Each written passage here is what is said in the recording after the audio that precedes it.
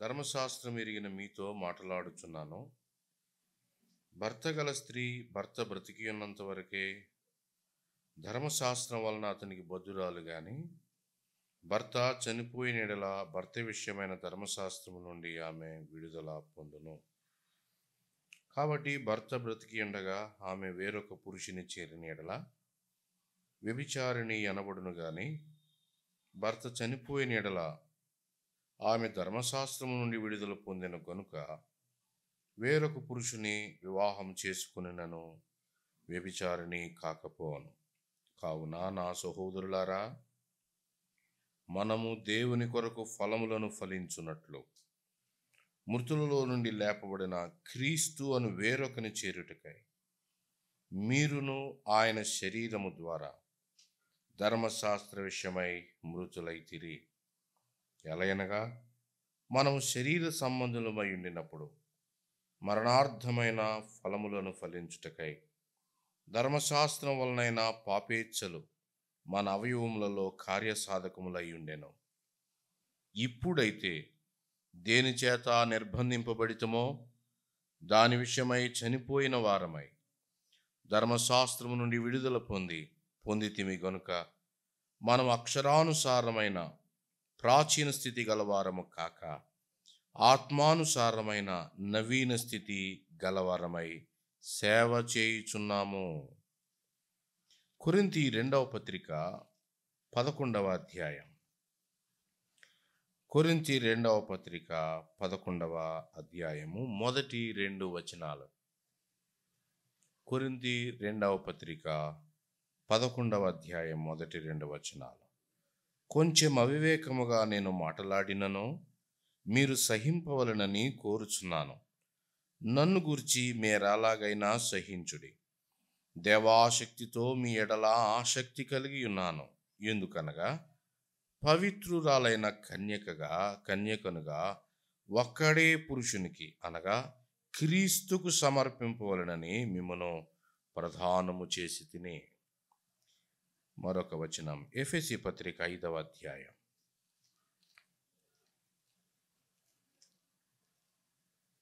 ఎఫెసీ పత్రిక 5వ అధ్యాయం 25-26 వచనాలు. పురుషులారా, మీరును మీ భార్యలను ప్రేమించుడి.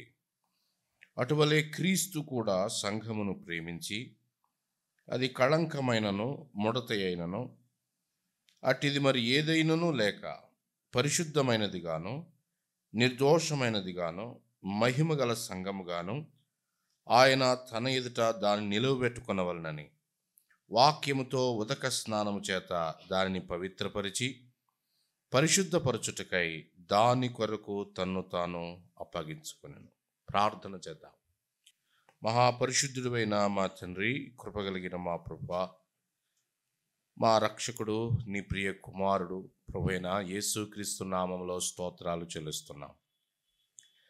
అనాదికాల సంకల్పంలో మీరు మమ్మల్ని ఎన్నుకొని కృపచేత మీరు మమ్మల్ని రక్షించి స్థానిక సంఘాల్లో నాయన నీ కొరకు పని చేయటానికి, నిన్ను మహిమపరచటానికి, నీకు ఇష్టమైన జీవితాలు జీవించాలనే ఆలోచనతో మీరు మమ్మను చేర్చిన దానికై స్తోత్రాలు చెల్లిస్తున్నాం.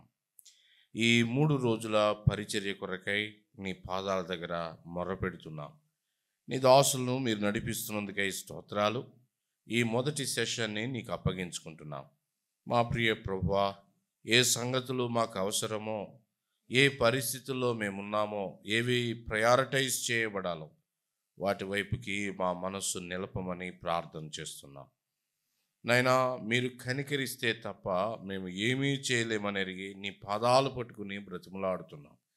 నీ ముఖకాంతిలో నుండి మాతో మాట్లాడండి. నీ సింహాసనము నుండి మేము వర్తమానాన్ని అనుభవించడానికి శక్తి దయచేయండి. నిన్ను మహిమపరచడానికి కృప ఇవ్వండి. మా మధ్య నీ ప్రియ కుమారుని హెచ్చించండి. నీ వాక్యమును గణపరచండి. యేసుక్రీస్తు ప్రభు నామములో ప్రార్థించి వేడుకుంటూ ఉన్నాము తండ్రి, ఆమేన్. ప్రియమైన సోదరి సోదరులారా, ఈ 2-3 రోజులు ఈ కార్యక్రమాల్లో సంఘాన్ని గురించిన కొన్ని సంగతులు మనం వినాలి అని నా మనసులో ఉన్న భారాన్ని నేను మీతో పాటు పంచుకుంటాను. వినండి. 3 వాక్య భాగాలు మనం చదివాం. 3 వాక్య భాగాల్లో ఆ, వధువు లేదా పెండ్లి కుమార్తె లేదా కన్యక అనే 3 భాగాల్ని మనం చూస్తున్నాం. ఈ లోకంలో మొదటిగా మనం లూకాసు వార్త 3వ అధ్యాయం చూస్తే ఆదాము యొక్క సంతానం మనకు కనబడుతుంది. చూడండి, లూకాసు వార్త 3వ అధ్యాయం. లూకాసు వార్త 3వ అధ్యాయము 38వ వచనములో కేయినాను ఎనోషుకు, ఎనోషు షేతుకు, షేతు ఆదాముకు, ఆదాము దేవునికి కుమారు. దేవుడు ఆదాము ద్వారా భూమి అంతటిని ఆయన నిండించాలని కోరాడు. సర్వ మానవ జాతి అంతా ఆదాము సంతానం. ఈ విషయాన్ని ప్రతి విశ్వాసి గ్రహించాలి. సర్వ మానవ జాతి ఆదాము యొక్క సంతానం. అయితే 3వ అధ్యాయం ఆదికాండములకు వచ్చేసరికి ఆదాము గర్భంలో ఉన్న మనమందరం ఆదాముతో పాటు కూడా పడిపోయిన వాళ్ళమే. మనమందరం కూడా పతనమైన సంతానంలో ఉన్నాము అని 3వ అధ్యాయంలోనే ఆయన ఒక రక్షకుణ్ణి వాగ్దానం చేశాడు. దేవుడు ఎంతో కనికరం కలిగిన వాడు. 3వ అధ్యాయం చూడండి, ఆదికాండం 3:15లో పతనమైన మానవ జాతికి ఆయన ఒక రక్షకుణ్ణి ఇస్తున్నాడు. 3:15లో మరియు నీకును స్త్రీకిని నీ సంతానమునకును ఆమె సంతానమునకును. ఆమె సంతానము అనగానే ఆయన రక్షకుడు, ప్రభువైన యేసుక్రీస్తు. వైరం కలుగ చేస్తాను, అది నిన్ను తల మీద కొట్టును, నీవు దాని మడిమ మీద కొడతావు. కల్వరి సిలువను 3వ అధ్యాయంలో వాగ్దాన రూపంలో మనం చూస్తాం. అలా అయితే నంబర్ 1, మానవ జాతి ఆదాము ద్వారా రాగా పతనమైన మానవ జాతిని ఉద్ధరించటానికి, రక్షణలోనికి తీసుకుని రావటానికి ఆయన ఒక రక్షకుని నియమించాడు. ఆయన ఎక్కడి నుండి రావాలి? ఆయన ఒక సంతానంలో నుండి రావాలి అన్నాడు. అందుకని దేవుడు 12వ అధ్యాయం ఆదికాండంలోనికి వస్తే ఆయన ఒక జాతిని ఎంచుకుంటూ ఉన్నాడు. ఎందుకు ఆయన అబ్రహామును పిలిచాడు? ఎందుకు దావీదును సింహాసనం మీద కూర్చోబెట్టాడు? ఎవరు ఈ యూదులు? ఎవరు ఈ ఇశ్రాయేలీలు? బైబిల్లో ఇన్ని జాతుల వాళ్ళు ఉన్నారు కదా, కేవలం ఇశ్రాయేలీలకే ఎందుకంత ప్రాధాన్యత? ఈనాడు ఇశ్రాయేలీలు అంతగా ఎందుకు గొప్పవాళ్ళగా కనబడుతున్నారు? అసలు ఎందుకు ఇశ్రాయేలీలకి ప్రాధాన్యత వచ్చింది అంటే, పడిపోయిన మానవ జాతికి రావాల్సిన రక్షకుడు దేవుని చేత ఎంపిక చేయబడిన ఆ సంతానములో నుండి ఆయన వస్తున్నాడు. మానవ జాతి అది నంబర్ 1. రెండవది ఇశ్రాయేలీలు, దేవుని చేత ఎన్నుకోబడ్డవాళ్ళు. ఎందుకు ఇశ్రాయేలీలు అంటే రక్షకుడు వారిలో నుండి రావాలి అని ఆయన చెప్తున్నాడు. యాకోబులో నుండి రక్షకుడు వస్తాడు. ప్రభువైన యేసుక్రీస్తు ఆయన శరీరాన్ని ధరించుకొని ఆయన ఈ లోకానికి వచ్చి సర్వ మానవాళి పాపం కొరకై కల్వరి సిలువలో ఆయన చేయాల్సిన బలియాగం కొరకై దేవుని చేత ఏర్పాటు చేయబడిన గొర్రెపిల్ల. సర్వమానవాళి ప్రాయశ్చిత్తం కొరకై కావాల్సిన గొర్రెపిల్ల ఇశ్రాయేలు జాతిలో నుండి ఏర్పాటు చేయబడ్డాన్ని మనం చూస్తాం. ఆదామునందు పడిపోయిన మానవ జాతిలో నుండి ఆయన అబ్రహామును పిలుస్తున్నాడు. అబ్రహామా, నది దాటి నీవు రావాలి, నీవు హెబ్రీయుడవు కావాలి. ఆయన నది దాటి వచ్చాడు. ఆయన భార్య ఆయనతో పాటు అనుసరించింది. 100 ఏళ్ళు వాళ్ళు పరిశోధించబడ్డారు. కల్వరి కొండకు సూచనగా మోరియా పర్వతం మీద చిట్ట చివరిగా అబ్రహాము పరిశోధించబడ్డాడు. రక్షకుడు ఆ సంతానములో నుండి ఆయన వచ్చాడు. మత్తయి సువార్త 1వ అధ్యాయం చూడండి. మత్తయి సువార్త, లూకాసు సువార్త 3వ అధ్యాయంలో ఆదాము యొక్క సంతానాన్ని మనం చూస్తున్నాం. మత్తయి సువార్త 1వ అధ్యాయంలో 1:1 అబ్రహాము కుమారుడును దావీదు కుమారుడైన యేసుక్రీస్తు వంశావళి. యేసుక్రీస్తు ప్రభు ఆయన అబ్రహాము కుమారుడుగా దావీదు కుమారుడుగా చెప్పబడ్డాడు. 2 ఇక మూడవది, ఇశ్రాయేలీలుని ఆయన ఆపాడు. మలాకీ గ్రంథంలో మనం చూస్తాం, ఆయన వారికి ఫైనల్ వార్నింగ్ ఇస్తున్నాడు. అయ్యా, నేను మిమ్మల్ని ఎంచుకున్నాను, మీరు నాకు స్వజనంగా ఉంటారు. అయితే వారు విగ్రహారాధికులయ్యారు. ప్రభు పట్ల వారు చూపించాల్సిన నమ్మకత్వాన్ని వారు కోల్పోయారు. కాబట్టి దేవుడు అనాదికాల సంకల్పంలో ఉన్న 3వ వ్యవస్థను ఆయన తీసుకొస్తూ ఉన్నాడు. ఎఫెసీ పత్రిక 3వ అధ్యాయం చూడండి. ఎఫెసీ పత్రిక 3వ అధ్యాయం వచనం 5. ఎఫెసీ పత్రిక 3:5. ఈ మర్మం ఇప్పుడు ఆత్మ మూలముగా దేవుని పరిశుద్ధులకు అపోస్తులకును ప్రవక్తలకును బయలుపరచబడినట్టుగా పూర్వకాలములయందు మనుషులకు తెలియపరచబడలేదు. పాత నిబంధనలో ఉన్న వాళ్ళకి మర్మము తెలియదు. 6వ వచనములో చెప్తున్నాడు, అది సంఘము అనే మర్మం. 2వ వచనములో ఏమన్నాడు? మీ కొరకు నాకు అనుగ్రహింపబడిన దేవుని కృప విషయమైన ఏర్పాటు, గృహ నిర్వాహకత్వం. 3వది సంఘము అనే మాటను మనం చూస్తున్నాం. యేసు ప్రభు కల్వరి శిలువలో ఆయన కార్చిన అమూల్యమైన రక్తధారల ద్వారా ఆయన అన్యులలో నుండి, యూదులలో నుండి ఆయన సంఘాన్ని ఏర్పాటు చేశాడు. 3 విషయాలు నేను మీకు జ్ఞాపకం చేస్తున్నాను. 1, ఆదామునందు పడిపోయిన సర్వమానవ జాతి, ఏ భేదము లేదు, అందరూ పాపము చేసి దేవుడు అనుగ్రహించు మహిమను పొందలేకపోతే. ఇది మొత్తం ఫ్రేమ్, ప్రపంచమంతా.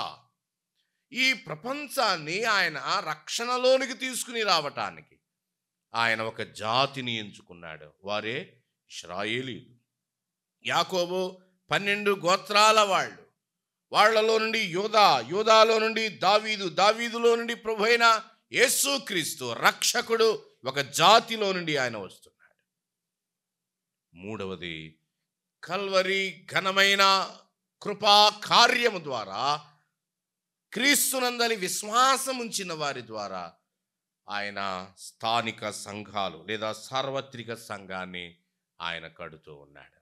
అలా అయితే ఈ ఉదయకాలపు వేళ మనం చదువుకున్నటువంటి 3 వాక్య భాగాల్లో పాత నిబంధన ఇశ్రాయేలీల్ని దేవుడు వారికి ఉన్న సంబంధాన్ని వైవాహిక సంబంధం చెప్తూ వచ్చాడు.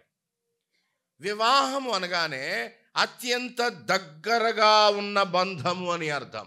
అది ఫౌండేషన్గా మనసులో ఉంచుకోవాలి. ఇన్సెపరబుల్ లేదా ఏ క్లోజ్ అసోసియేషన్.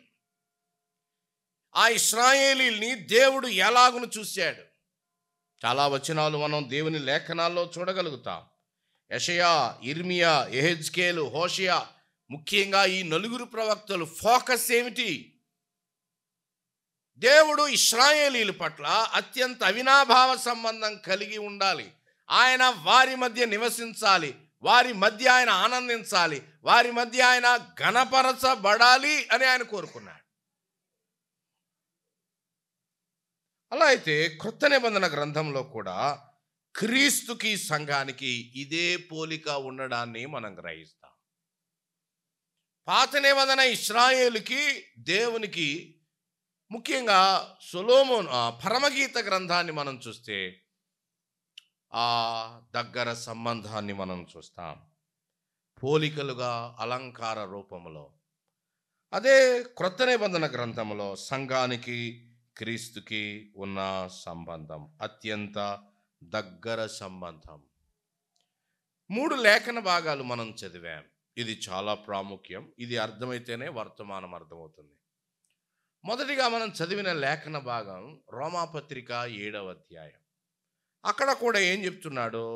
భార్య భర్త వారు ఎలాగా ఫలాలు ఫలించాలో అనే కంక్లూజన్తో చెప్తున్నాడు. గుర్తుపెట్టుకుందాం, 7వ అధ్యాయంలో దేవునితో ఒక విశ్వాసి ఎలాగున దగ్గర సంబంధం కలిగి ఉంటాడు. ఈ అలంకారం ఇండివిజువల్గా నీవు దేవునికి ఇండివిజువల్గా వ్యక్తిగతంగా నీవు దేవునికి ఎంత దగ్గరగా జీవించగలవు, దగ్గరగా జీవించడం ద్వారా నీవు నేను ఎలాగున ఫలాలు ఫలించగలం. ఇది రోమాపత్రిక 7వ అధ్యాయం. కొరింథీ పత్రిక 2వ పత్రిక 12వ అధ్యాయం చదివాం కదా. కొరింథీ 2వ పత్రిక 12వ అధ్యాయము ఇక్కడ కూడా 12:2లో చెప్తున్నాడు కదా. 11:2లో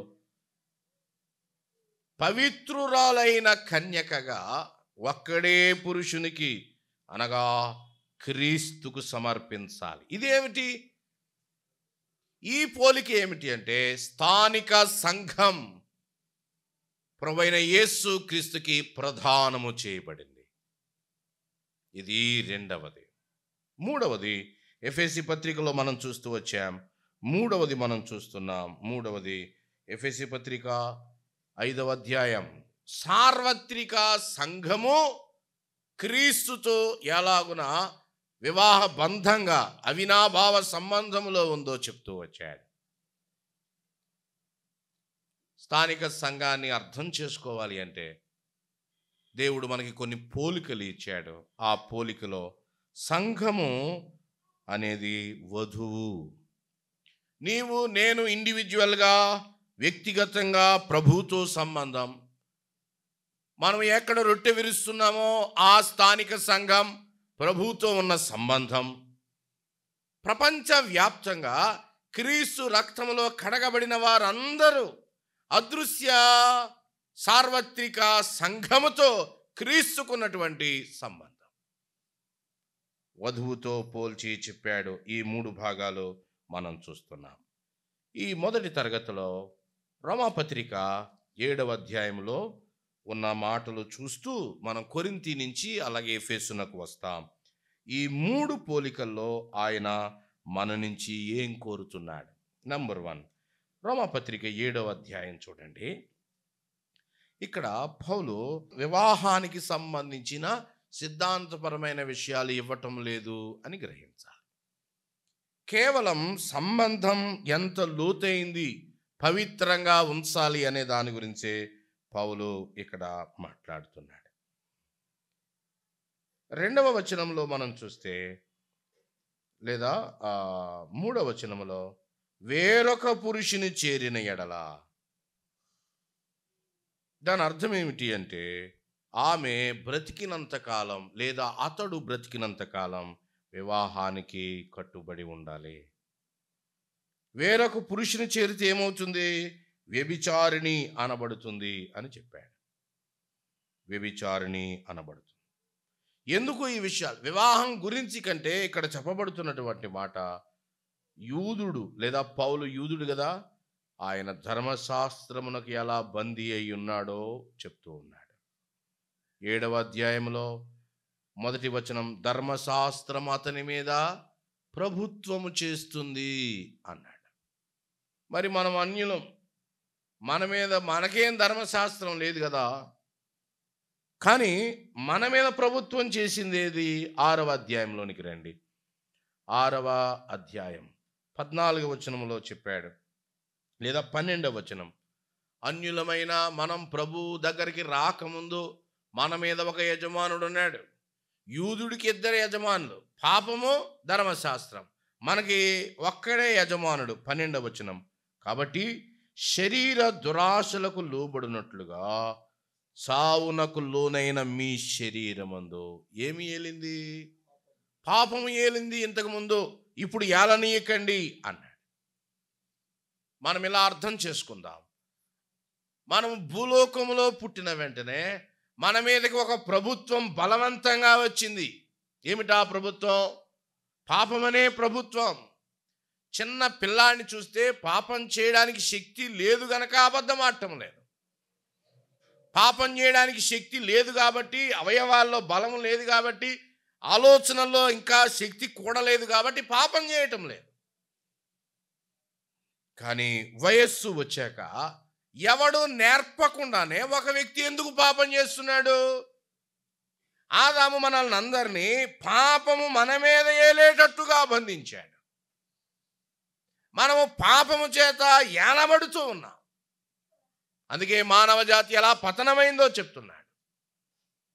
నిజానికి లూకా సువార్త ఆ ఇంటర్ప్రిటేషన్లోనే మనం గ్రహించేది ఏమిటి అంటే, యేసు ప్రభు నశించిన దానిని వెదకి రక్షించడానికి వచ్చాడు. అది ప్రాముఖ్యమైనది. రెండవది, ఆదాము సంతానం గురించి ఆయన చెప్తూ, ఆదాము సంతానమంతా పాపమునందు పడి ఉన్నది కాబట్టి క్రీస్తు కడపటి ఆదాముగా వచ్చాడు. ఆయన నూతనమైన జాతిని ఆయన ప్రారంభిస్తున్నాడు. A new race. ఆదాములో పడిపోయిన జాతి, పడిపోయిన సంతానం యేసు క్రీస్తులో జీవాన్ని కలిగి నిలబడిన వారిని ఆయన తీసుకొస్తూ ఉన్నాడు. ఆదాము నందలి పాపం మన మీద ఏలుబాటు చేస్తూ వచ్చింది. క్రీస్తును అంగీకరించాక ఆయన జీవం మన మీద ఏలుబడి చేస్తుంది.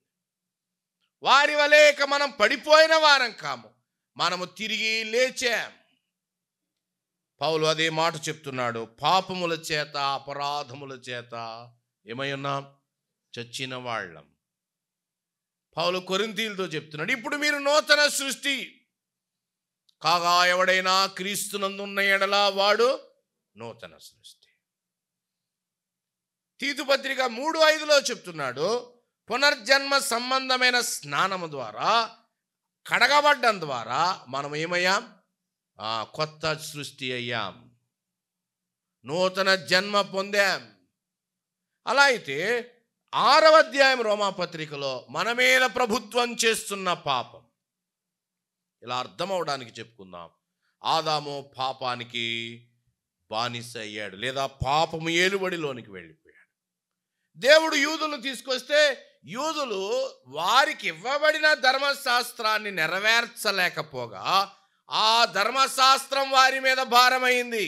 ఇప్పుడు ధర్మశాస్త్రం వాళ్ళని ఏలుతుంది. ఆదాముని ఎవరు ఏలేరు? పాపము ఏలింది. ఆయన ఒక జాతిని బయటికి తీసుకొస్తే ఈ జాతిని ఇప్పుడు ఎవరు ఏలుతున్నారు? ధర్మశాస్త్రం ఏలుతుంది.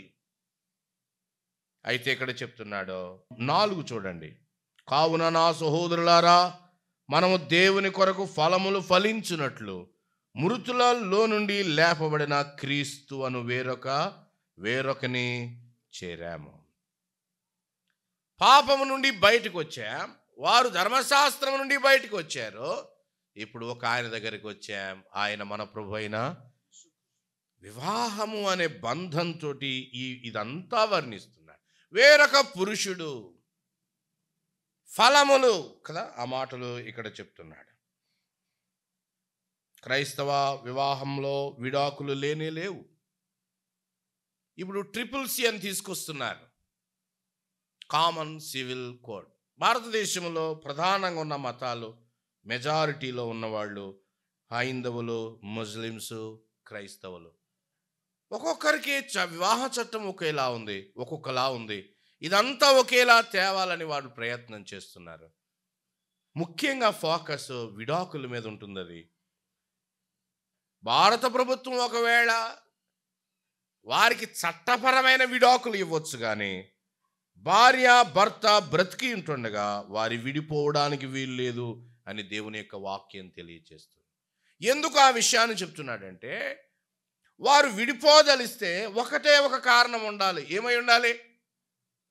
మరణం.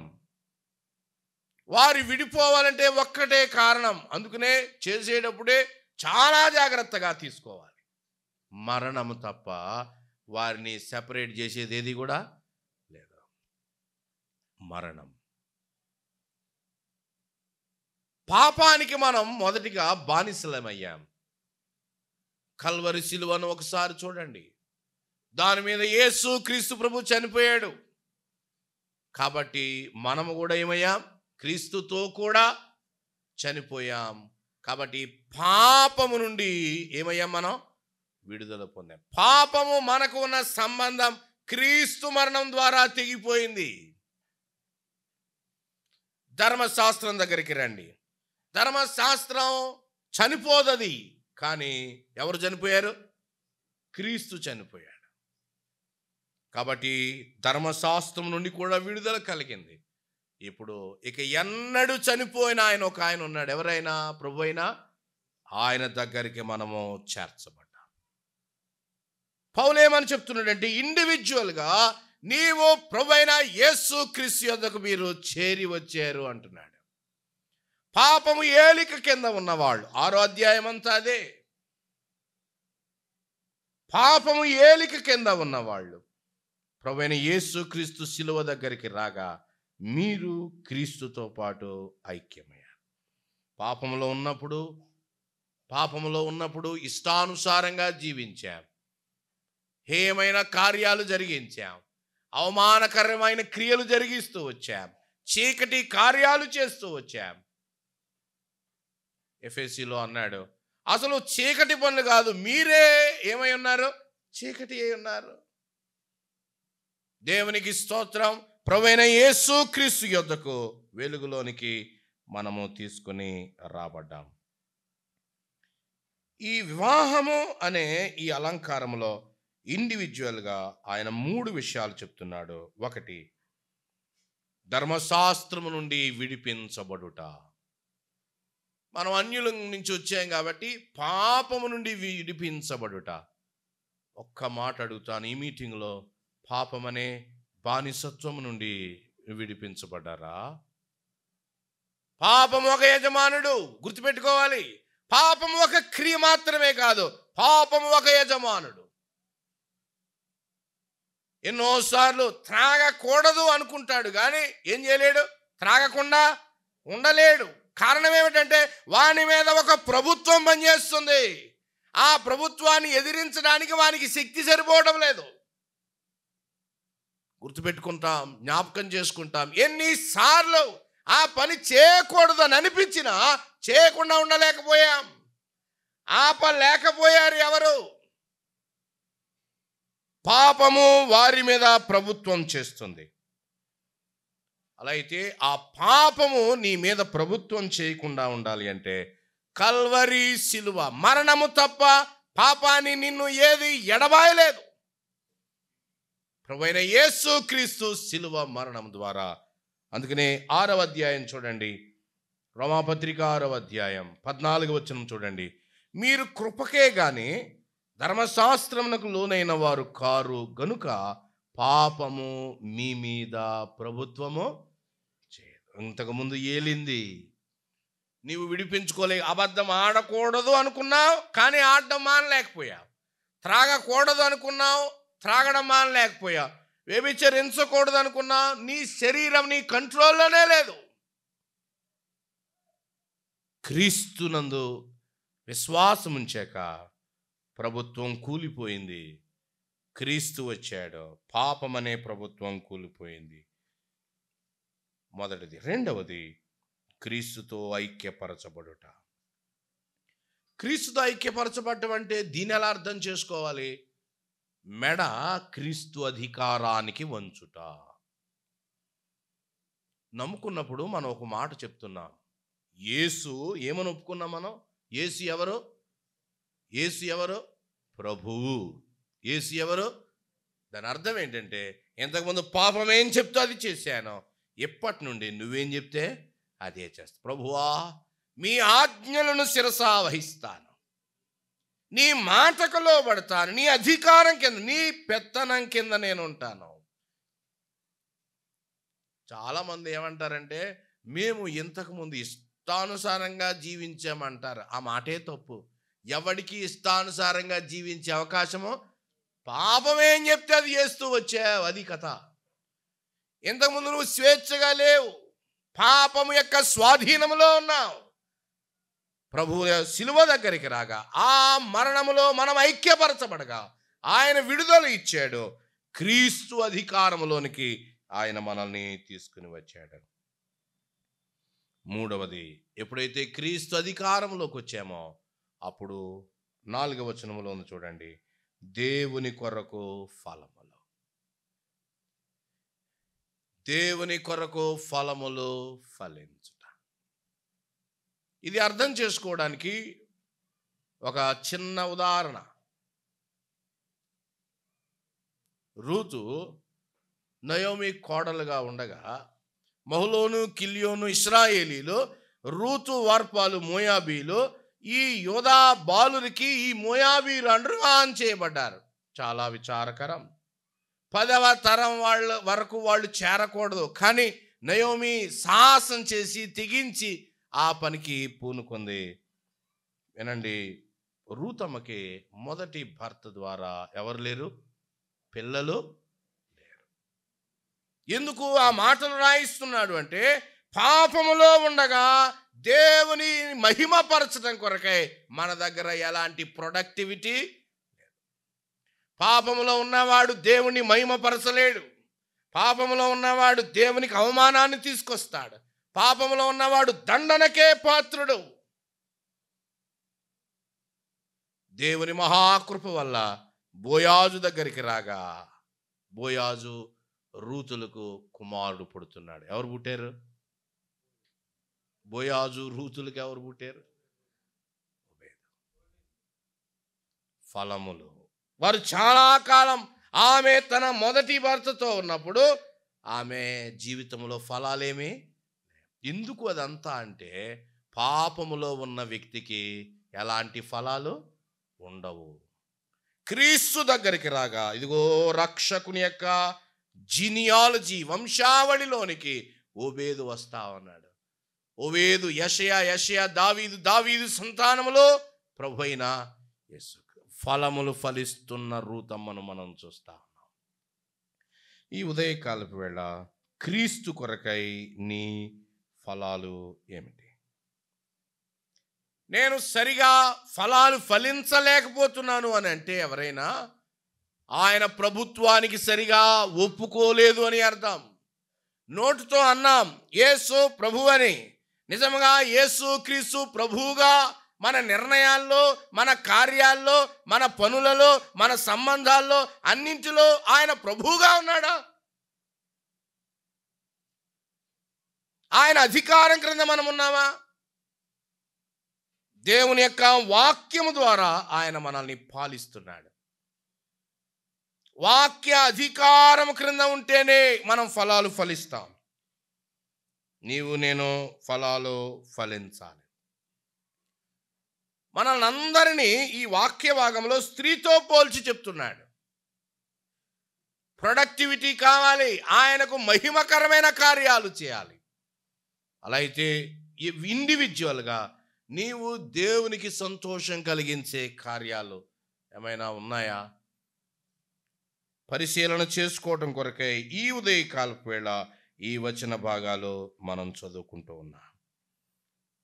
ఇండివిజువల్గా క్రీస్తు అనే వేరొక పురుషుని మనం చేరినప్పుడు, ఆయన ప్రభుత్వానికి లోబడినప్పుడు మనలో కార్యాలు కనబడతాయి.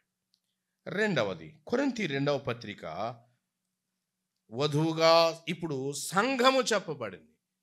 నీవు నేను రోమాపత్రిక 7లో చెప్పాడు ఇండివిజువల్గా. కొరింథీ 2వ పత్రిక 11వ అధ్యాయంలో ఆయన స్థానిక సంఘాన్ని గురించి ఆయన చెప్తున్నాడు. 11వ అధ్యాయములో 2వ పత్రిక 2వ వచనం, మీ ఎడల అనే మాట చూడండి. ఎవరు మీరు? కొరింథీ మొదటి పత్రిక 1-2 చూడండి. ఎవరు కొరింథీలు? ఆ పట్టణంలో ఉన్న మనుషులందరితో మాట్లాడుతున్నాడు ఆ పౌలు. కొరింథీ మొదటి పత్రిక 1-2 చూడండి.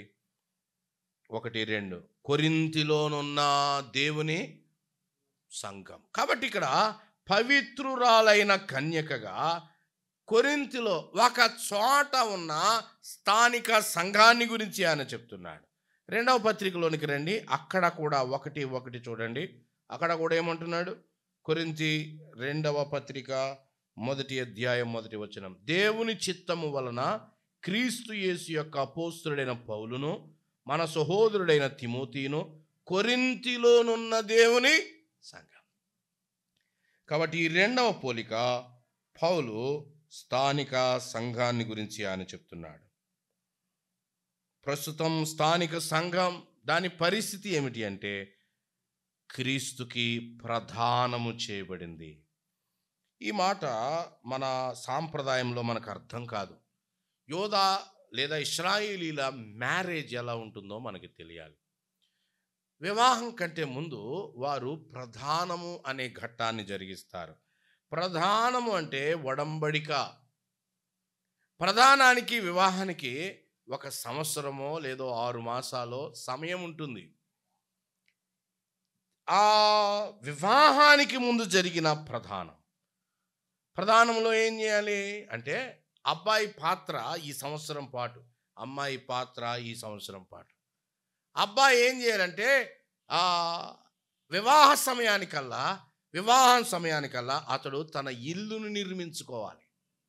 తన భార్యతో తన బిడ్డలతో వారు ఎలాగున జీవించాలో దాని కొరకై ఒక ఇంటిని నిర్మించాలి. అమ్మాయి ఏం చేయాలంటే వివాహ సమయంలోపు ఆమె తన బట్టలు ఆమె కుట్టుకోవాలి. తన అలంకారం ఆ వివాహ వేదిక మీద తన హోదాకు, తన భర్త ఘనతకు సరిపోయేటట్టుగా నిలబడాలి. కళంకము లేనిదిగా కనపడాలి, మత్స లేనిదిగా కనపడాలి. మహిమగల సంఘముగా, మహిమగల ప్రభు పక్కన, ఆ వరుడు పక్కన తగిన వధువుగా ఉండడం కొరకై ఈ ఏడాది పాటు ఆమె సిద్ధపడాలి. సంవత్సరం పాటు. ఇప్పుడేముంది, మార్కెట్లోకి వెళ్ళి బాగా కుట్టే వాళ్ళకి వెళ్ళి డ్రెస్సులు ఆర్డర్ ఇస్తారు. ఆయన ఇల్లు కట్టడు, చక్కగా ఏదో ఒక అపార్ట్మెంట్లో అద్దెకి తీసుకుంటారు. కానీ బైబిల్ వివాహ వ్యవస్థ ప్రభువైన యేసు క్రీస్తుని గురించిన సంగతులు బోధిస్తుంది. సంఘము ఇప్పుడు ఆయనకు ప్రదానం చేయబడింది. మరి ప్రభు ఏం చేస్తున్నాడు? ఆయన పరలోకంలో, నేను మీ కొరకు ఏం సిద్ధం చేస్తున్నాను? నా తండ్రి ఇంట అనేక నివాసాలు కలవు, లేని ఎడలని మీతో చెప్తాను, మీరు నాతో పాటు ఉండులాగున నేను వచ్చి మిమ్మల్ని ఏం చేస్తాను? ఆ ఇంటిలోనికి ఆయన తీసుకుని వెళ్ళిపోతున్నాడు. ఆ నివాస స్థానానికి తీసుకుని వెళ్తున్నాడు. ఆ చోటుకి తీసుకుని వెళ్తా ఉన్నాడు. దాని కొరకై వరుడుగా ఆయన నిర్మాణాన్ని చేస్తూ భూమి మీద మరి స్థానిక సంఘం ఏం చేయాలి? సిద్ధపడాలి. పవిత్రురాలైన కన్యకగా ఉండాలి. It should remain as a chastised virgin. పవిత్రురాలైన స్థానిక సంఘము పాపము ఉన్న ఈ లోకములో పాపం అంటకుండా ప్రభు కొరకై కనిపెట్టే పనిలో ఉండాలి. రెండవది చెప్తున్నాడు, ప్రభు కొరకై కనిపెట్టుట. ఇక్కడ ఏం చెప్తున్నాడంటే, పవిత్రురాలైన కన్యక ఒక్కడే పురుషునికి అనగా క్రీస్తుకు సమర్పించాలని మిమ్మును ప్రదానం చేశాను. సంఘానికి ప్రమాదం అక్కడ చెప్తూ వచ్చాడు 3వ వచనములో. సర్పము యుక్తి చేత హవ్వను ఏం చేసింది? మోసపరిచింది. సంఘం ఎప్పుడైతే దేవుని వాక్య అధికారం క్రింద ఉండదో వెంటనే అపవాది ప్రవేశిస్తాడు. అవమ్మ ఇండివిజువల్గా నిర్ణయం తీసుకోవడం ప్రారంభించింది. సంఘం కూడా దేవుని వాక్య పరిధిలో లేకుండా నిర్ణయాలు తీసుకుంటే నష్టపోతుంది అని చెప్తున్నాడు.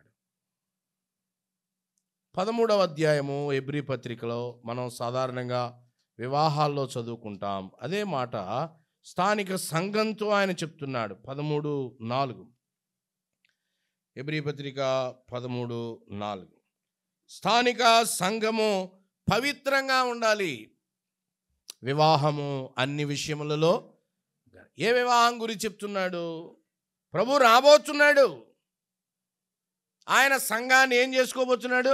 వివాహం చేసుకోబోతున్నాడు. కాబట్టి ఆ ఘనమైన వివాహం కొరకై ఏమేమి ఉండాలట? పానుపు నిష్కల్మషమైనదిగా ఉండాలి. వేశ్యాసంగులకు, వ్యభిచారులకు దేవుడు ఏం చేస్తాడు? తీర్పు తీరుస్తాడు. స్థానిక సంఘము పవిత్రంగా జీవించాలి. ఆయన కళంకం గురించి ఇక్కడ మాట్లాడుతున్నాడు. సంఘము కళంకము లేనిదిగా తను తాను అలంకరించుకోవాలి. రొట్టె విరుస్తున్న సహోదరులు అందరూ కలిసి కన్యకగా క్రీస్తు కొరకై ఎలాగున పవిత్రంగా జీవించాలో, ద కలెక్టివ్ రెస్పాన్సిబిలిటీ, సామూహిక బాధ్యత ఆయన ఇక్కడ చెప్తున్నాడు. ఇక్కడ వేశ్యల గురించి, వ్యభిచారుల గురించి ఆయన చెప్తున్నాడు. వేరొక పురుషుని చేరకూడదు. యేసు క్రీస్తు ప్రభు తప్ప ఈ సంఘానికి నాయకుడు లేదా ప్రధాన కాపరి యేసు క్రీస్తు ప్రభు తప్ప మరొకడు ఉండడానికి వీల్లేదు.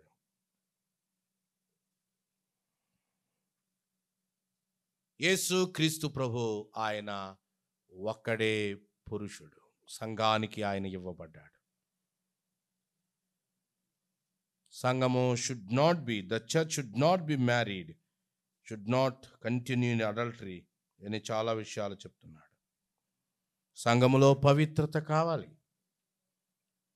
ప్రభు మాట, ప్రభు అధికారం తప్ప మరొక దానికి అవకాశం ఉండకూడదు అని మనం చూస్తున్నాం.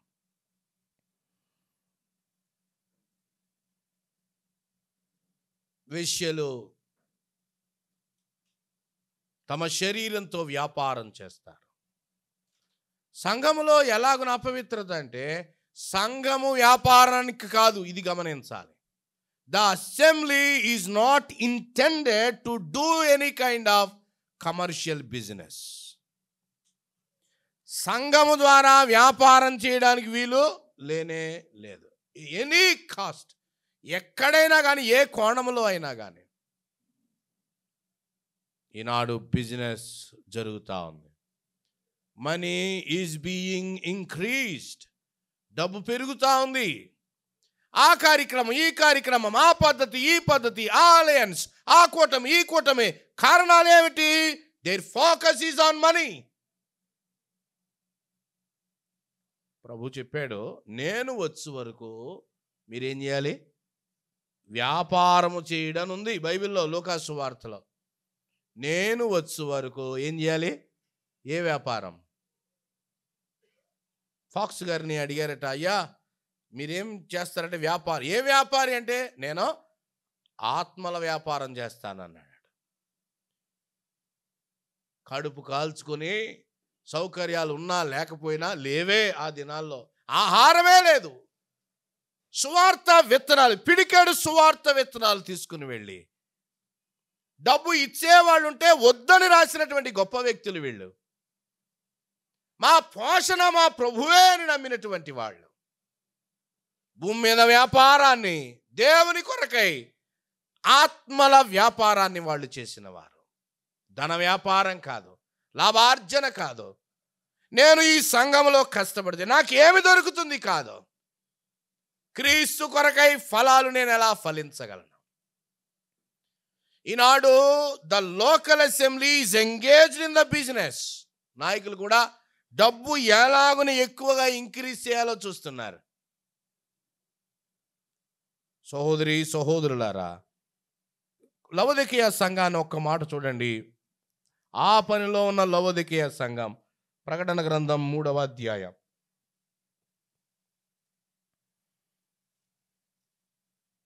17వ వచనములో ఆఖరి మాట, నేను ధనవంతుడను, ధనవృద్ధి చేసుకున్నాను, నాకేమీ కొదువలేదని ఏం చేస్తుంది ఆ సంఘం? చెప్పుకుంటుంది. డబ్బు ఉంది. సంఘం లోపల ఎవరున్నారు? డబ్బు ఉన్నారు. మరి సంఘం వెలుపల ఎవరున్నారు? 20వ వచనములో, ఎవడైనా ఇదిగో నేను తలుపు నొద్ద నిలుచుని ఏం చేస్తున్నాను? ఆయన ఎక్కడికి వెళ్ళిపోయాడు? బయటికి వెళ్ళిపోవాల్సి వచ్చింది. లోపల ఎవరు వచ్చారు? ధనము. ఈ పవిత్రులైన కన్యక ప్రభువైన యేసుక్రీస్తు కేంద్రంగా కార్యక్రమాలు, జీవితాలు, నిర్ణయాలు అంతా. కానీ ధనము చుట్టూ చేరి వచ్చిన లవొదికీయను మనం చూస్తున్నాం. ఇండివిజువల్గా ఆయనకు మనం ఎలాగున వివాహం చేయబడ్డామో చెప్పాడు. స్థానిక సంఘముగా ఆయన కొరకై ఎలాగున ప్రధానము చేయబడ్డాడో ఇక్కడ చెప్తున్నాడు. వేశ్యా సంఘులకు, వ్యభిచారులకు ఆయన తీర్పు తీరుస్తాడు. నేడు కాంప్రమైజ్ అయిపోయారు, రాజీ పడిపోతా ఉన్నారు. ఆయన తీర్పు చేస్తాడు. సంఘంలో వ్యాపారం జరగడానికి వీలు లేదు. మనీ పాలసీస్ లేవు. ఇది రెండవది మనం చూస్తున్నాం. కొరింథీ పత్రిక చూడండి, మొదటి పత్రిక 5వ అధ్యాయంలో, కొరింథీ మొదటి పత్రిక 5వ అధ్యాయం 11వ వచనం, 11, 12, 13 వచనాల్లో ఆయన సంఘమంతటిని గురించి ఆయన చెప్తున్నాడు. ఇప్పుడైతే సహోదరుడు అనబడిన వాడెవడైనా జారుడు గాని, లోబి గాని, విగ్రహారాధికుడు గాని, తిట్టుబోతు గాని, త్రాగుబోతు గాని, దోచుకున్నవాడు గాని అయ్యున్న ఎడల అట్టివానితో ఏం చేయకూడదు? సాంగత్యం. ఎందుకని? సంఘము పవిత్రురాలైన కన్యకగా క్రీస్తుకి ఏం చేయబడింది? ప్రదానం చేయబడింది. 13వ వచనాన్ని మనం చూస్తే, మీరు లోపటి వారికి తీర్పు తీర్చువారు గనక ఆ దుర్మార్గుని మీలో నుండి వెలివేయండి. 6వ అధ్యాయం చూడండి, 9, 10 వచనాలు అదే విషయాలు, దాదాపుగా అదే లిస్టు చెప్తా ఉన్నాడు. లోకంలో ఉన్న వాళ్ళు వీళ్ళు.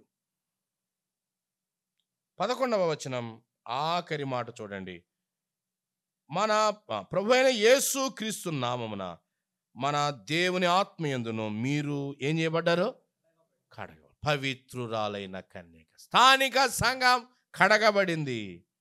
ఈ మాట తీతులో కూడా రాశాడు. మరలా చెప్తున్నాడు, పరిశుద్ధపరచబడిన వారై నీతిమంతులుగా ఏం చేయబడ్డారు?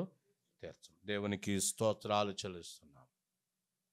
మన భక్తిని బట్టి, మన యథార్థతను బట్టి కాదు, ఆయన కల్వరిలో చూపించిన తన మహాప్రేమ చేత ఆయన మనల్ని రక్షించి స్థానిక సంఘములో ఉంచాడు. సంఘము కడగబడింది. సంఘము స్కీమ్స్ లేవు. సంఘంలో వ్యాపారపు లావాదేవీ లేవు, లక్కీ డిప్పులు లేవు కదా, మీరు ఇంత పెట్టుబడి పెట్టండి, ఇంత ఇన్కమ్ వస్తుంది, ఇవి లేవు. సంఘము వ్యాపార కేంద్రం కాకూడదు. సంఘము తన ప్రేమంతా ప్రభువైన యేసు క్రీస్తు మీదే నిలపాలి అని మనం దేవుడు తీర్పు తీరుస్తాడు. రెండవది, స్థానిక సంఘం వధువుగా చెప్పబడింది. ఆయన పవిత్రత మనలోనికి ఇంపార్ట్ చేయబడాలి. ఇక మూడవది, సార్వత్రిక సంఘంతో ఇది ఎలా చెప్పబడిందో చెప్తున్నాడు. ఎఫెసీ పత్రిక 5వ అధ్యాయం, ఎఫెసీ పత్రిక 5వ అధ్యాయం 25 నుంచి 27 వచనాలు మనం చూస్తున్నాం.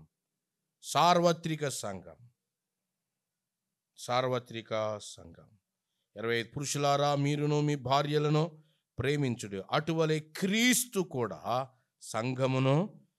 ఎఫెసీ పత్రికలో సంఘము మేజర్గా సంఘము సార్వత్రిక సంఘం, యుగముల సంఘం, ద చర్చ్ ఇన్ ఏజెస్. ఈ సంఘం ఏమిటి అంటే, పెంతెకోస్తు దినమున ప్రారంభించబడి క్రీస్తు రాకడ సమయం వరకు ఉనికిలో భూమి మీద ఉన్నది. అలాగే కొంత భాగం ప్రభుతో ఉన్నది సార్వత్రిక సంఘం. ద్వితీయోపదేశకాండం 22వ అధ్యాయం చూడండి. ఆయన వారి గురించి చెప్తున్నటువంటి మాటలో ఎలాగున అసెంబ్లీకి ఒక్కడే పురుషునికి ఎలాగున చెప్పాడో, ద్వితీయోపదేశకాండం 22 13వ వచనం నుండి 21 వరకు రాసుకోండి. 22వ అధ్యాయం 13 నుండి 21 వరకు రాసుకోండి. ఇక్కడ 2 మాటలు నేను మీకు చెప్తాను. 24వ వచనములో 23 చూడండి. కన్యక అయిన చిన్నది ప్రదానము చేయబడిన తర్వాత ఒకడు ఊరిలో ఆమెను కలుసుకొని ఆమెతో శయనించిన యెడల ఆ ఊరి గవిని యొద్దకు వారిద్దరిని తీసుకుని వచ్చి, ఆ చిన్నది ఊరిలో కేకలు వేయకయున్నందున ఆమెను తన పొరుగు వాని భార్యను అవమానపరిచినందున ఆ మనుష్యుని రాళ్లతో చావగొట్టవలెను. ఇది ఒక కేసు. 24 ఇద్దరిని కొట్టి చంపాలి. ఎందుకంటే ఆ పాపం జరుగుతున్నప్పుడు ఆ చిన్నది ఏం వేయలేదు? కేకలు వేయలేదు. 27వ వచనం ఇంకొక కేసు.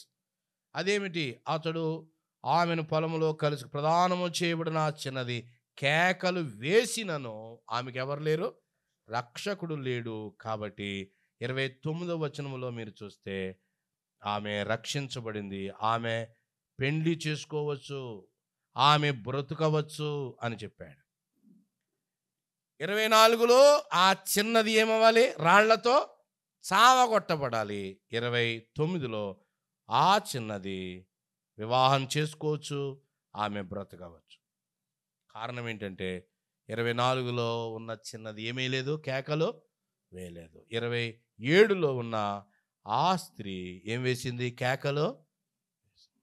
ఎందుకు ఇవన్నీ చెప్తున్నాడో, ఏదో పోలీస్ స్టేషన్లో ఒక కేసు కాదు ఇది. క్రొత్త నిబంధనలో సార్వత్రిక సంఘం ఇప్పుడు కేకలు వేస్తుందా, వేయట్లేదా? కేకలు వేయటం. సంఘము లోకంతో కాంప్రమైజ్ అయిపోయింది. సార్వత్రిక సంఘాన్ని మీరు చూస్తుంటే చాలా చోట్ల మెజారిటీ ఆఫ్ ద చర్చెస్ని మనం చూస్తున్నప్పుడు, ఓ ప్రియులరా, కళంకమైన ముడత అయినా అట్టిది మరి ఏదైనా లేకుండా ఉండాలని ఆయన చూస్తుంటే కాంప్రమైజ్డ్ చర్చిని మనం చూస్తున్నాం. ఇది మీరు రెండవ దానిలో కూడా పెట్టుకోవచ్చు. స్థానిక సంఘం కేకలు వేయాలి. సంఘంలో ఒక పాపం జరుగుతున్నప్పుడు మొర్ర పెట్టాలి సంఘం. ప్రభువా, మా మధ్య ఈ కార్యాలు గ్రడ్జ్ పెట్టుకోవడం కాదు, వాళ్ళని ద్వేషించడం కాదు, మొదటిగా సంఘముగా కేకలు వేయాలి. ఈ విషయాలు మనం గ్రహిస్తాం. ఇక సార్వత్రిక సంఘం దగ్గరికి వచ్చినప్పుడు ఆయన పవిత్రురాలైన కన్యకగా దాన్ని ఆయన చూస్తున్నాడు. సార్వత్రిక సంఘంలో కూడా ఈనాడు భూమి మీద ఉన్న భాగంలో లోపం కనబడుతుంది, కానీ హోల్ పెంతెకోస్తు నుండి రాకడ వరకు ఉన్న సంఘం ఇన్విజిబుల్, అది ఏమాత్రం కూడా లోపము లేనిది. ప్రభు దాన్ని కడిగి పవిత్రపరుస్తున్నాడు, దాన్ని భద్రపరుస్తున్నది కూడా ఆయనే. 25వ వచనంలో మనం చూస్తాం, కళంకము లేనిదిగా చేస్తున్నాడు, ముడత లేనిదిగా ఆయన చేస్తున్నాడు, పరిశుద్ధమైనదిగా చేస్తున్నాడు. దేవుని దాసులు జఫన్య గారు అనేవారు, పరిశుద్ధాత్ముడు మనలో ఉండి ఏం చేస్తున్నాడండి? ఏం చేస్తున్నాడు? మనలో ఉండి పరిశుద్ధపరుస్తున్నాడు. నిన్ను నన్ను పరిశుద్ధపరుస్తున్నాడు ఆ పురుషుని కొరకై. సంఘాన్ని పరిశుద్ధపరుస్తున్నాడు ఆ పురుషుని కొరకై. పరిశుద్ధ పరుచుటకై దాని కొరకు తన్ను తాను అప్పగించుకున్నాడు. ప్రభు తనని తాను ఆయన అప్పగించుకున్నాడు. కల్వరి శిలువలో ఆయన తన ప్రాణాన్ని పెట్టాడు. యేసు క్రీస్తు ప్రభు మన కొరకై ఒక నూతనమైన కుటుంబాన్ని తయారు చేయటం కొరకై క్రీస్తు తన్ను తాను కల్వరి శిలువలో ఆయన అప్పగించుకున్నాడు. నోవహు కాలంలో ఆ ఓడ తయారు చేయబడగానే ఆకాశపు తూములు విప్పబడ్డాయి, అగాధపు ఓటలు తెరవబడ్డాయి, ప్రచండమైన వర్షం. ఆ ఓడ అలాగున రాగానే దాని మీదకి దిగి వచ్చిన దేవుని ప్రచండమైన కోపం నీళ్ల రూపములో ఆ మానవ జాతినంతటిని నాశనం చేయగా ఆ ఓడలో ఉన్నవారు రక్షించబడ్డారు. కల్వరి వైపు చూడండి. దేవుడు చాలా కాలం నుండి పరలోకపు పరిశుద్ధత, ఆయన నీతి, ఆయన మోషేకు రాసి ఇచ్చిన ధర్మశాస్త్రం ప్రతి మానవుని శిక్షించమని చెప్తుంది. ఎవ్రీ మ్యాన్ షుడ్ డై, ప్రతి వాడు చావాల్సిందే. ఆయన పరిశుద్ధత, ఆయన నీతి, ఆయన యొక్క ఆ పరలోకంలో ఉన్న వాతావరణం అంతా కోపంగా ఉంది సిన్ఫుల్ మ్యాన్ మీద. ఆయన ఆగి ఆగి ఆగి ఉన్నాడండి. కల్వరిలో తన కుమారుని నిలబెట్టగానే నిశ్చయముగా యెహోవా మనందరి దోషమును అతని మీద మోపగానే దేవుని ప్రచండమైన కోపం ఆ వాడ మీదకి నీళ్లు వచ్చినట్లుగా కల్వరిలో ఆయన కుమారుడైన యేసు క్రీస్తు మీదకి ఆయన కోపము దిగి వచ్చింది. మనలో ప్రతి వాని కొరకై ఆయన మరణమును రుచి చూచాడు.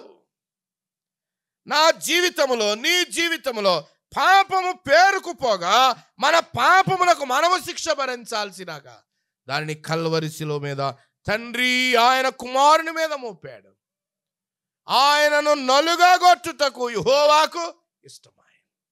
నిన్ను నన్ను కడిగి పవిత్రపరచడానికి ప్రభువైన యేసుక్రీస్తు తన్ను తాను అప్పగించుకొనెను.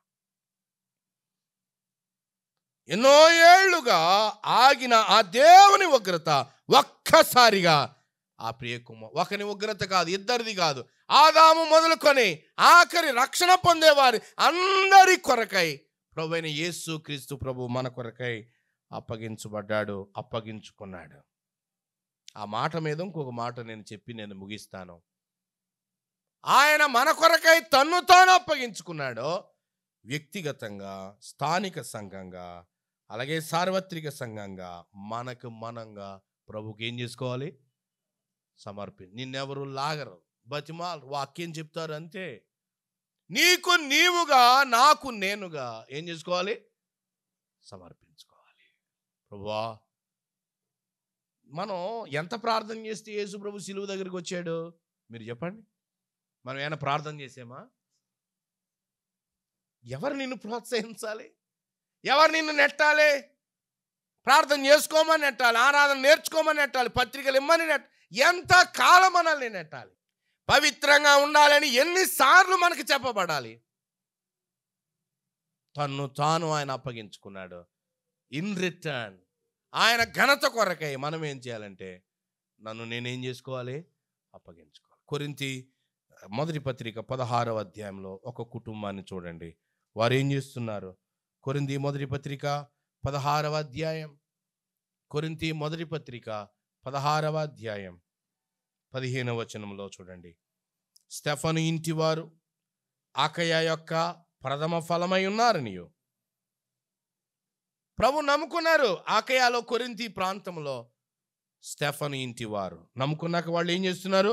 వారు పరిశుద్ధులకు పరిచర్య చేయుటకు ఏం చేశారట? తమ్మును తాము అప్పగిస్తే చేయడం కాదు, అప్పగించుకొని ప్రభు కొరకు ఏం చేస్తున్నారు? నాకు నేనుగా, నీకు నీవుగా ప్రభువుకి అప్పగించుకొనుట. 16వ వచనంలో అట్టి వారిని సన్మానించండి, వారికి లోబడి ఉండండి అని చెప్తున్నాడు. మనం అప్పగించుకోవాలి. ప్రార్థన కొరకే అప్పగించుకుంటాం. ప్రభువా, ప్రార్థన చేస్తాను, విజ్ఞాపన చేస్తాను, యాచన చేస్తాను, ప్రార్థన, కృతజ్ఞతాస్తుతి నేను నీకు సమర్పిస్తాను, అప్పగించుకుంటాను. చాలామంది యవ్వన బిడ్డలు ఎక్కడ ఉన్నారు? అప్పగించుకుందాం, ప్రభు పనికి అప్పగించుకుందాం. యేసు క్రీస్తు ప్రభు పేరు కొరకు తమ్మును తాము అప్పగించుకున్నారు. యేసు ప్రభు ఆయన మన వరుడు. ఆయన స్థలము సిద్ధం చేయగానే ఇదిగో ఒక కేక వినబడబోతా ఉంది. ప్రకటన గ్రంథంలో ఈ వివాహం ఎలా ముగుస్తుందో చెప్పాడు. ఆ మాట కూడా చెప్పి మనము ముగించుకుందాం. 21వ అధ్యాయంలో చూడండి. 21వ అధ్యాయంలో భూమి మీద సంఘం సిద్ధపడతా ఉంది. 21వ అధ్యాయంలో 23వ వచనం. ఆ పట్టణములో ప్రకాశించుటకు సూర్యుడైన చంద్రుడైన గొర్రె పిల్ల అనే మాట అక్కడ మనం చూస్తున్నాం. 22వ అధ్యాయంలోనికి రండి. 22వ అధ్యాయంలో పెండ్లి కుమార్తె ఆత్మ రమ్ము అని చెప్తున్నారు. ఎన్నో వచనంలో ఉంది? 17వ వచనం. 3 సార్లు ఉంటుంది ఈ మాట. 3 సార్లు 17వ వచనం 22:10. ఆత్మయు పెండ్లి కుమార్తెయు ఆత్మ సంఘాన్ని సిద్ధం చేస్తూ ఉంటుండగా సిద్ధమవగా, అయా రండి, యేసు ప్రభువుని ఆహ్వానిస్తా ఉన్నారు, రండి. 3 సార్లు ఆ మాట. 7వ వచనంలో చూడండి, ఇదిగో నేను త్వరగా వచ్చుచున్నాను. ఎందుకు వస్తున్నాడు? వివాహం కొరకై. 12వ వచనం చూడండి, ఇదిగో త్వరగా వచ్చుచున్నాను. అలాగే 20వ వచనం చూడండి, త్వరగా వచ్చుచున్నాను. మరి ఇప్పుడు ఏమని చెప్పాలి సంఘం? ప్రభు అయిన యేసు యజమాన్న మనం ఒక మంచి పాట పాడారు, జీవము గల సంఘమా. దానిలో ప్రభువా రమ్మని చెప్పగలవా? ప్రభువా రమ్ము అని ఇప్పుడు మనం రమ్ము ప్రభు అని చెప్పగలమా? వ్యక్తిగతంగా చెప్పగలమా? స్థానిక సంఘంగా మనం చెప్పగలమా? ఆయన రాబోతా ఉన్నాడు. ప్రభు రాకడ సమీపంగా ఉంది, సిద్ధపడతాం. ప్రభు ఈ మాటలు మన వినికిడిలో దీవించునుగాక. కృపగల తండ్రి, మీరు మా గమనములోనికి తీసుకొచ్చిన లేఖన భాగాలను బట్టి స్తుతిస్తూ మా రక్షకుడును ప్రభు అయిన యేసుక్రీస్తు నామములో తదుపరి మాట్లాడే నీ దీనదాసుని బలపరిచి వాడుకోమని క్రీస్తు యేసు నామములో స్తుతించి వేడుకుంటున్నాము తండ్రి.